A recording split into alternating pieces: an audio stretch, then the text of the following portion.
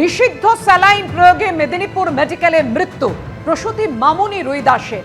পৃথিবীর আলো দেখা মাত্রই মাতৃহারা হয়েছে সদ্যজাত পশ্চিমবঙ্গ।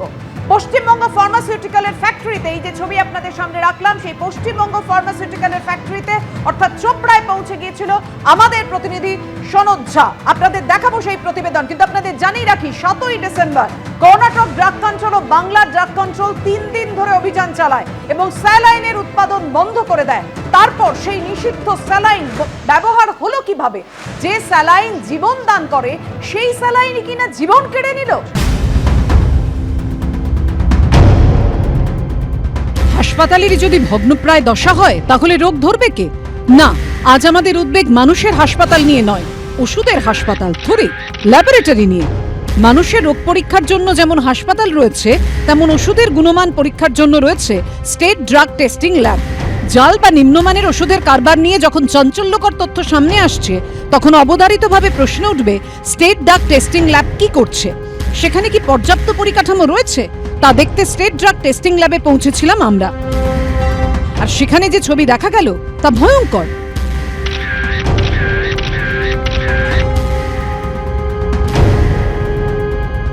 ভগ্নপ্রায়, কোথাও ফাটল, কোথাও চাঙড় খসে পড়ার অবস্থা। নিভু নিভু আলো, তার মধ্যে চলছে ওষুধের গুণমান যাচাইয়ের মতো গুরুত্বপূর্ণ কাজ।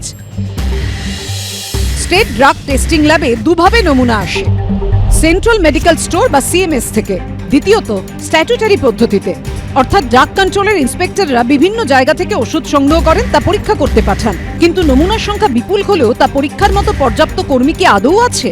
স্টেট ড্রাগ টেস্টিং ল্যাবরেটরিতে 6টি বিভাগে, যেখানে 47 জন অ্যানালিস্ট থাকার কথা, আছেন মাত্র 10 জন, যার মধ্যে আবার অবসরপ্রাপ্ত 4 জনকে পুনর্নিয়োগ করা হয়েছে। ল্যাবে আমরা দেখতে পাচ্ছি সংস্কার চলছে, তবে যে দুটো জায়গায় এখনো কাজ চলছে তার একটি সামনে রয়েছে এবং সেখানে আমরা দেখতে পাচ্ছি কর্মী যারা রয়েছেন বিভিন্ন নমুনা পড়ে রয়েছে এবং সেই নমুনা তারা পরীক্ষা করছেন বা কাজ করছেন এবং সেই কাজ তারা যে করছেন, কর্মীর সংখ্যা যথেষ্ট কম।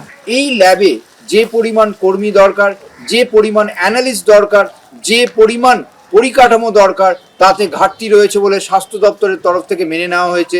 রাজ্য সরকারের ড্রাগ ইন্সপেক্টররা যে ওষুধগুলো সংগ্রহ করছেন, নমুনা সংগ্রহ করছেন, সেগুলো পরীক্ষা করে ল্যাবে আসার পর তার ফলাফল কতটা সঠিক তা নিয়ে প্রশ্ন যাচ্ছে। ড্রাগ কন্ট্রোলার অফিস ভারতবর্ষের সরকারেরই হোক আর রাজ্য সরকারের অধীনস্থ সংস্থাই হোক, তাদের কাজ কিন্তু এইগুলো পর্যায়ক্রমে দেখা, তার গুণগত মান পরীক্ষা করা এবং গুণগত মান পরীক্ষা করে সার্টিফিকেশনের অথেন্টিকেশন করার পরেই কিন্তু বাজারজাত হওয়ার কথা।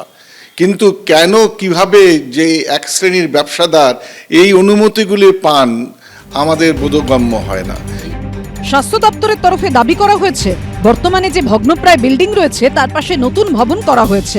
মার্চ মাসের পর সেই ভবনে 3টে তলায় এই ল্যাবগুলো ধাপে ধাপে স্থানান্তরিত করা হবে। স্টেট ড্রাগ টেস্টিং ল্যাবের বর্তমানে national accreditation board for testing and calibration laboratories অর্থাৎ NABL অথবা ইন্টারন্যাশনাল স্ট্যান্ডার্ডাইজেশন অর্গানাইজেশন অর্থাৎ ISOর স্বীকৃতি নেই।